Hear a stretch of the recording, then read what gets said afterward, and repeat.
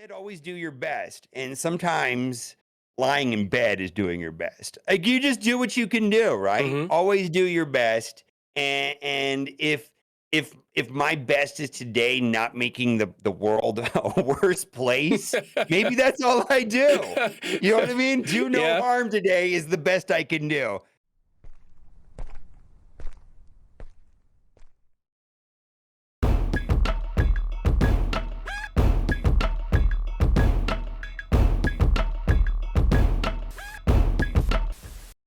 Dang it.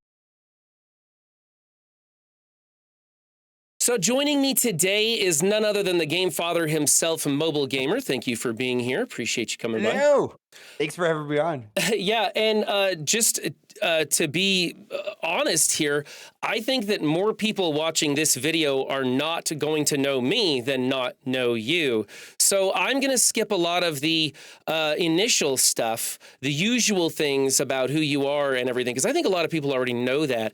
And instead, I wanted to focus more on some things that I learned about you recently when we got to hang out in both Vegas and in LA. And so we'll hit on those. But first off, you do come from a finance background doing retirement plans and 401k stuff, right? Right. Absolutely. Yeah. Okay. And you have a pretty troubled romance with like drugs and alcohol. And so if people are interested in knowing your history and all of that stuff, you have an amazing and inspiring video that you have on your channel, very candid about your past and stuff. And so I would direct people to go check out that one. I'll put a link in the description to that video if they want to know that stuff.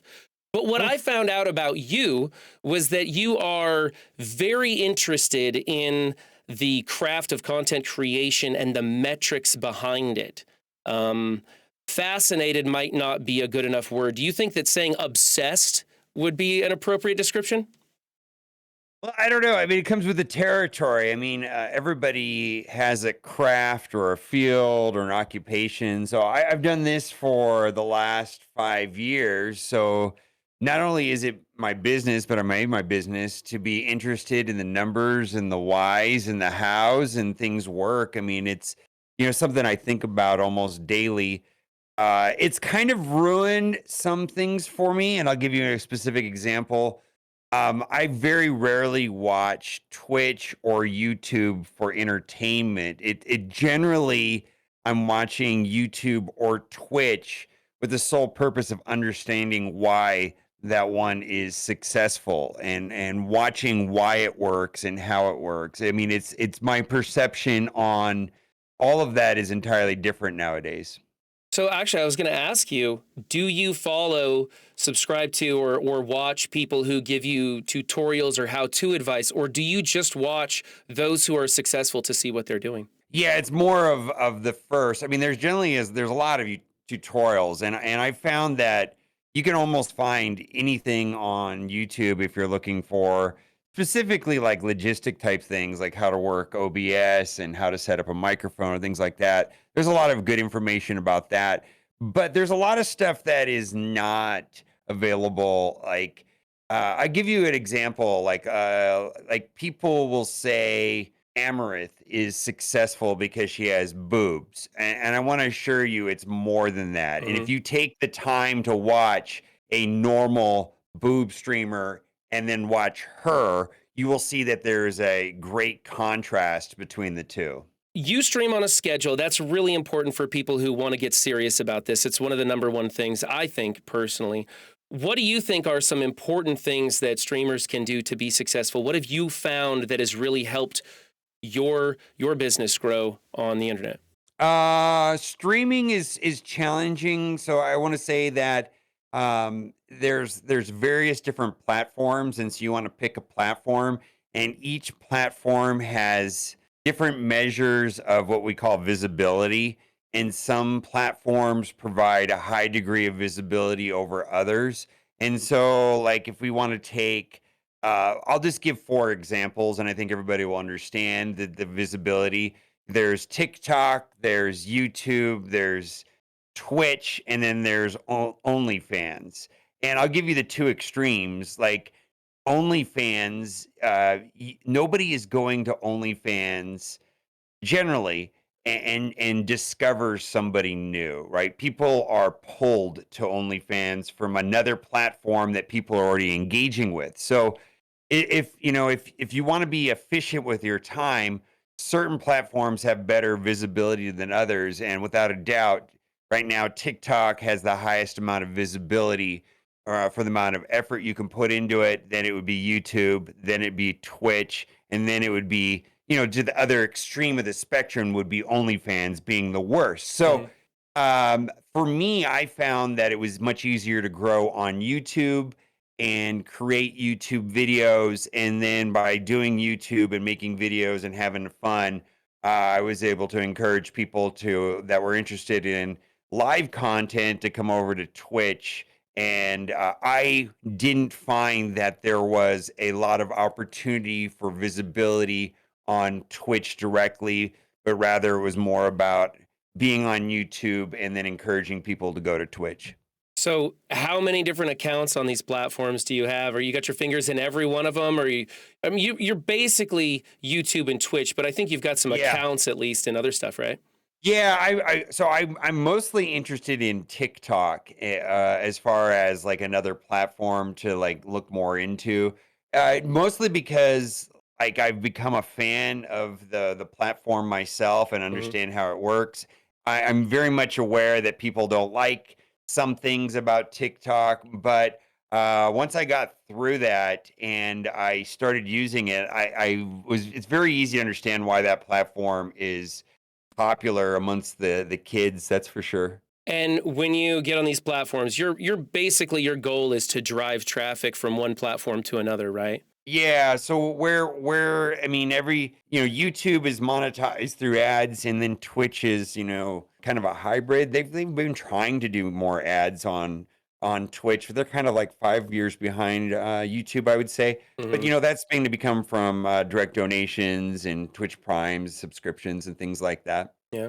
Speaking of some of the changes that Twitch needs to make, they recently made some changes, I guess you could say, to their terms of service and what they allow people to do. And then What they switched it back. oh, did they switch it back already? Yeah, Oh they man, I can't even flip-flopped. keep up with it.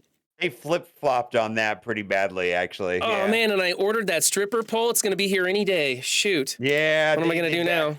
yeah, I don't know where it's gonna fall. Here's I mean, we could talk about that at length if you want.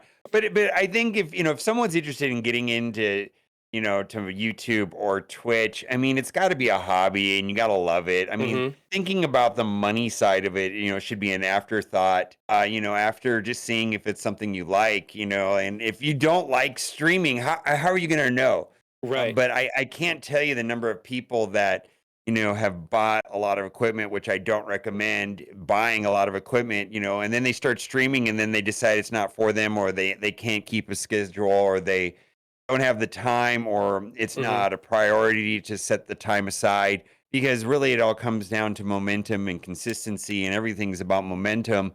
And how do you know if you even like it, right? I mean, and worrying about money on it, I mean, that's an afterthought, really. I mean, you got to just do it because you love it. I always tell people if you're interested in doing this, definitely don't do it for the money. Go out, use an old phone as your camera because it's a great camera and it's really cheap. And a lot of us just have an old phone laying in a drawer somewhere. At the most, buy a cheap USB microphone and some free EQ software. That's really all you need to get started. Maybe some lamps that you have around the house. That's where you should start.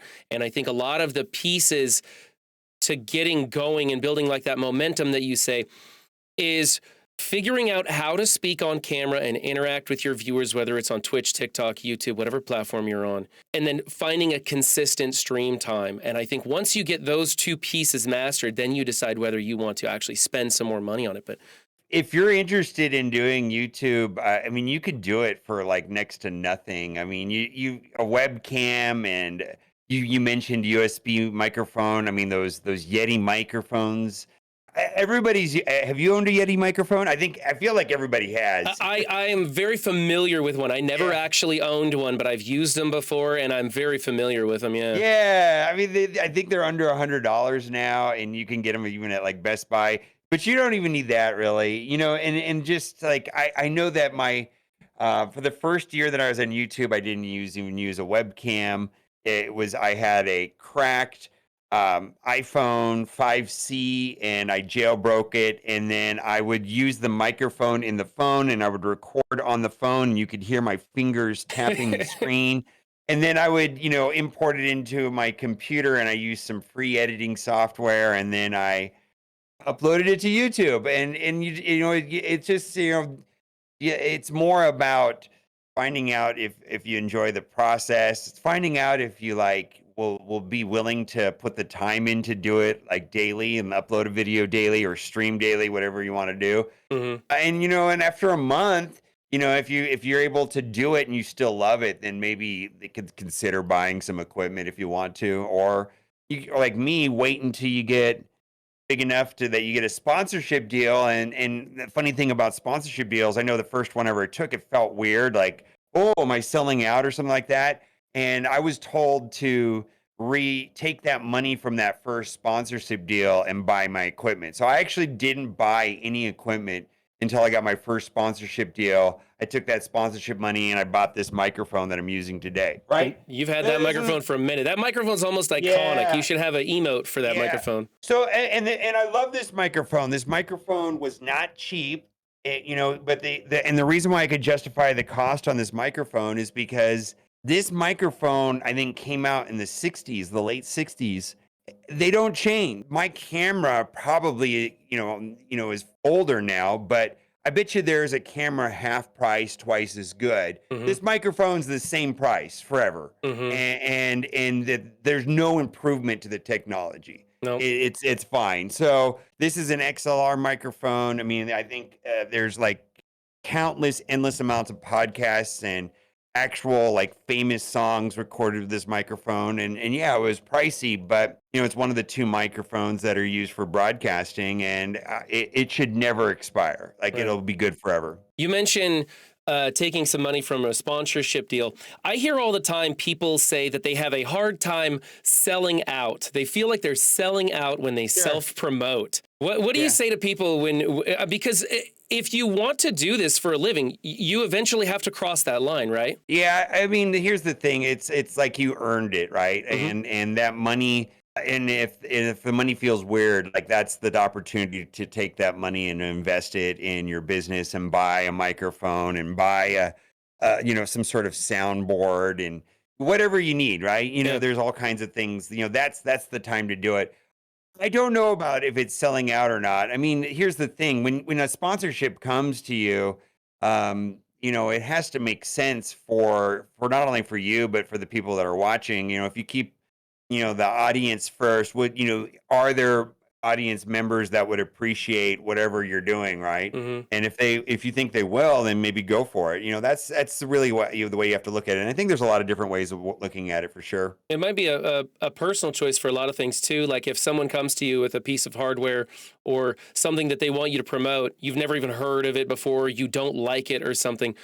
Are you willing to use that or say that it's great when you don't really believe in that product? Some people are okay with doing that and taking the money.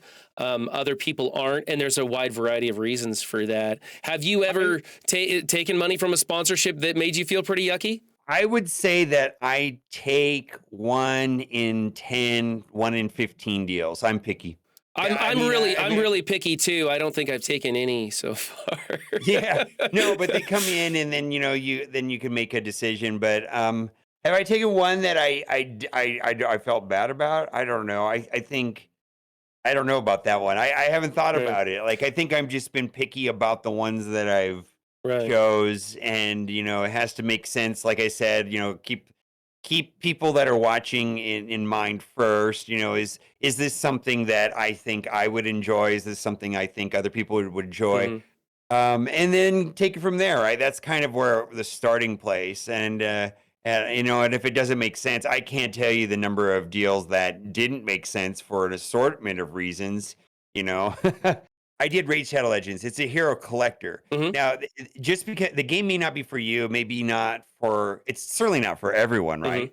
But the elements of Raid Shadow Legends are actually similar enough to Marvel Strike Force, Galaxy of Heroes, where people enjoy it. Right. A lot of people don't know this, but I did a sponsored video the week that Raid Shadow Legends came out Darth microtransaction, saw the video, and then full time started playing that game and making content because he saw my sponsored video.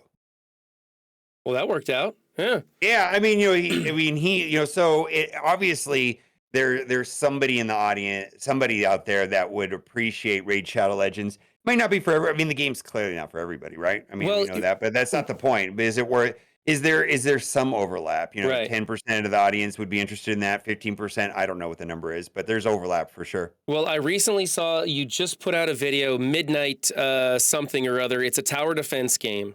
Yeah, Watchers the Realms. Actually, Watch the Realms. That's it. that's a fun game, actually. Yeah. Yes, I saw that video and I installed it on my phone. Now I haven't played it yet, but it looked great. You looked like you were having fun. Genuinely looked like you were enjoying it. So I went ahead and downloaded that game because I do enjoy tower defense games. And you mentioned in that game that like the characters get experience by using them, and I was like, oh, that sounds great. So yeah, I went and downloaded that game. So maybe it'll be fun. I don't know. Let's switch gears here. What is the single most challenging thing you've encountered with regards to making your content? Like, what was the biggest hurdle you had to overcome? All right, I got a post-it note on my desk. Can I show you? Yeah. This is a concept that may or may not make sense to a lot of people. And before I show you what this says, I want to say that I come from an analytical mindset. I have, I used to work in finance and investments and things like that. I like numbers. I like understanding why things work, and I like the technical nuanced details on everything. So I'm going to show you the post-it note and what it says because this is my challenge. I don't know if you can read that right there. Entertainment first. Yeah, entertainment first. That is the challenge right there. Because I have found that I've been on YouTube for 9 years now. There are always super smart people that nobody watches. Yeah. It's just the reality. Yeah. And being smart is not enough if you want to be competitive in content creation. If I can focus on being an entertainer first and having fun and sharing my experience and showing my actual joy and pleasure with what I'm doing. And I'm by default analytical anyways. That'll come, then the information part will also be there. Like, Mhm. yeah, information is just not enough. It really isn't. I can remember you as an entertainer. You were the one who inspired me to start streaming a long time ago. And I remember the exact moment. You unlocked Ultron and you were using him in battle and cackling with laughter because you were so just much fun. destroying your enemies, and you were having so much fun doing that live on stream. And I thought to myself, Yeah. I want to do that. And it was because you were so entertaining and having so much fun. And so I think you're absolutely right. Entertainment should come first. I don't think you could fake it. I mean, it's just that where am I going to focus my time on getting better, right? Mhm. I can focus on being smarter at the game, or I can focus on having more fun at the game. And I think that my time is best served focusing on having more fun Having more fun. than being more informational, because information at the end of the day is a commodity. It really is. You can get it on Reddit. You can get it anywhere, right? You can get it on a Discord post. You can get it in infographic. You can get your information from wherever you prefer, right? And so, what's going to make it more attractive than reading it off of an infographic? What's going to make it? What's going to make watching a YouTube video or a Twitch stream more attractive than reading it on a Reddit post or whatever, right? Mhm. So it's got to be, for me. It's gonna be that fun, and that's why I got this post-it note. The post-it note is literally on my desk right here. Well, that's not the only post-it note. Can I show you my other post-it Oh, notes? please do. This one says, wait, see, I don't know if you can see that. It says You're weird. And then underneath it, this is from Kat. And then it says, and I love it. You're my favorite person. April Fools, I guess, right? So that's the other post-it note that I have right there. And then it says, and then the other one is, I don't know, something sweetheart and mushy, right? I love the man you are being your way. That's great. Yeah, That's and then, great. I don't know, this is like the stuff that's on my desk right here. These are Well, Post-it notes all over my desk, you know what I mean? those are important for your headspace. Yeah. Keep you in the right train of thought. In fact, that kind of brings me to my next question. How do you deal with the down days? When you don't feel like streaming, when you don't feel like going live, when you don't want to make a video, but you got to turn on that camera, you got to engage with your audience, you've got to strap that smile on and go forward. How do you deal with those days? Fuck me. Um, I struggle with depression, which I have not talked about in my videos. Dude, it's a real thing. I may have shared it with you privately, right? A Like little, yeah. a little bit. It's a real thing, man. Oh, the single thing that helps me the most is that I try not to identify as a depressed person or a person that has depression. I try to perceive my moods and my thoughts at any given moment as a cloud that is over me and I'm getting rained on. But you know what? The wind will blow and the sun will come back out. And so sometimes it's just acknowledging that this is a temporary situation. The way I feel, maybe I don't feel motivated today. Maybe I actually feel depressed. Maybe I just don't feel like getting out of bed, and it'll blow over. Hmm. It's not that I'm a flawed person or anything like that. Right, Um, absolutely. so there was a book I read, and I don't know why I remember this because I'm not a really like spiritual, like self help type person. But I read this book called The Four Agreements, Hmm. and one of the things that the guy talked about, and I'll never forget this, for some reason, I don't even know why I read this book because I'm not really that kind of person. I'm not like this like guru or anything like that. Like I'm not that deep at the end of the day. But like he said, always do your best. And sometimes lying in bed is doing your best. Like you just do what you can do, right? Hmm. Always do your best. And if my best is today not making the world a worse place, maybe that's all I do.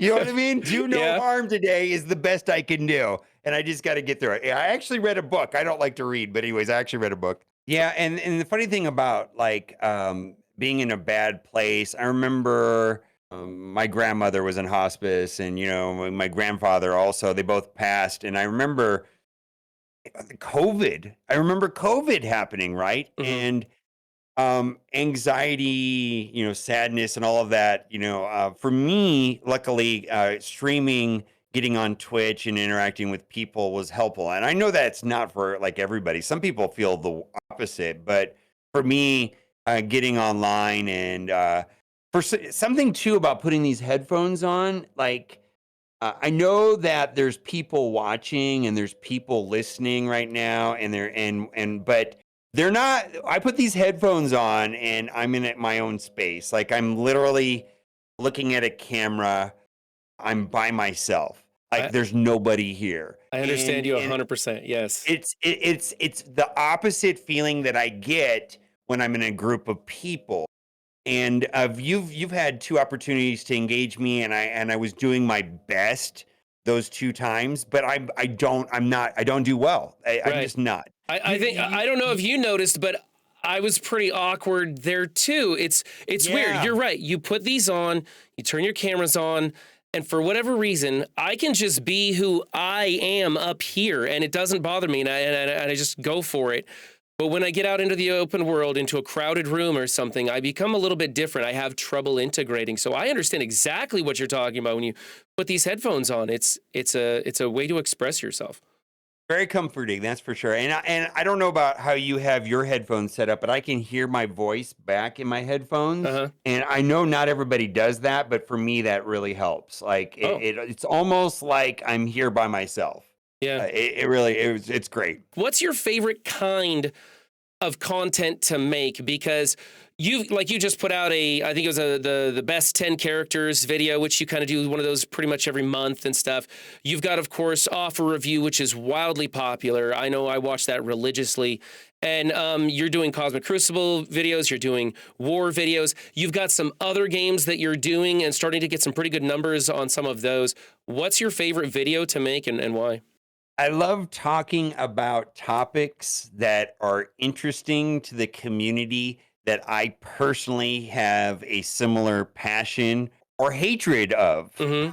Right? Like any kind of emotion, like like if something is terrible going on the game and it's annoying and it's wrong and it's frustrating and the community's upset and I'm upset, I don't know. I love talking about it. I love getting involved and I love the passion. I like being I like doing the skits. I like being a goof. I like being myself. I like just having fun. I mean, at the end of the day, all I'm trying to do here is share my experience of playing Marvel Strike Force with other people. I love the game. Do I love the game every day? No, no, come on, no. How Do I love? have you ever come Yeah. close to quitting Marvel Strike Force or quitting doing content for Marvel Strike Force?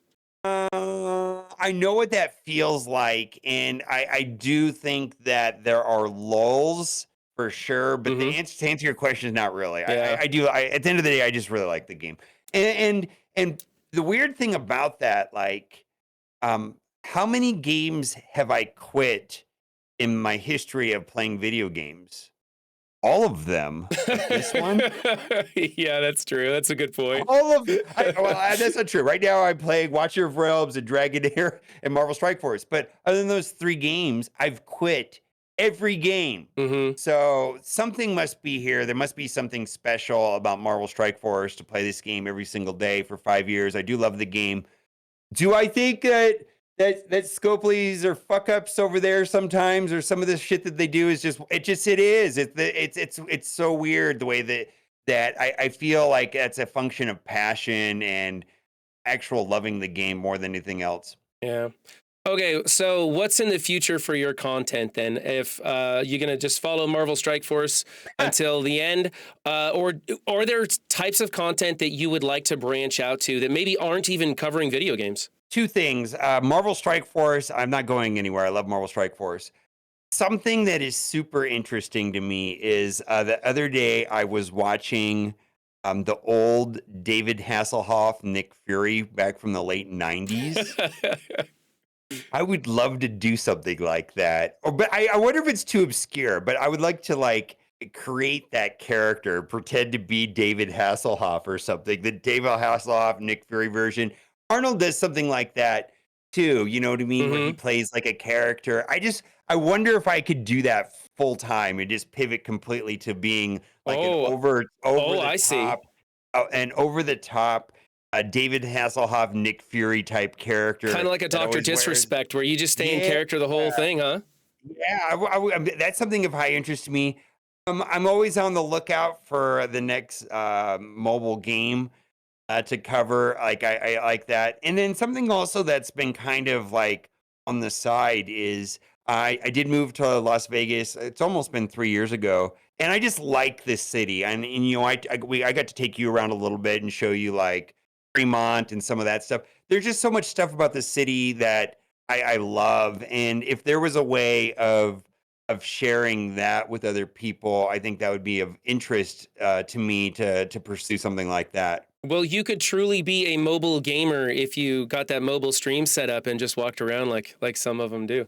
That'd be pretty Yeah. interesting. Cat right now is editing a compilation, and I know that like one of the things that's going to make the cut for the compilation for sure is me quitting Lord of the Rings. Oh my goodness! So be on the lookout for that. That's she's editing right now. I think last time I talked to her, she had almost 5 minutes of the video edited. So it's being worked on right now. Oh, I can't wait. All right. Well, I want to thank you again for joining me here. I don't want to take up any more of your time. You're a busy guy. But this has been a blast. I really appreciate you coming on and sharing some of your insight into the world of content creation and how you go about things. So I appreciate it. Thank you. All right, you're the best.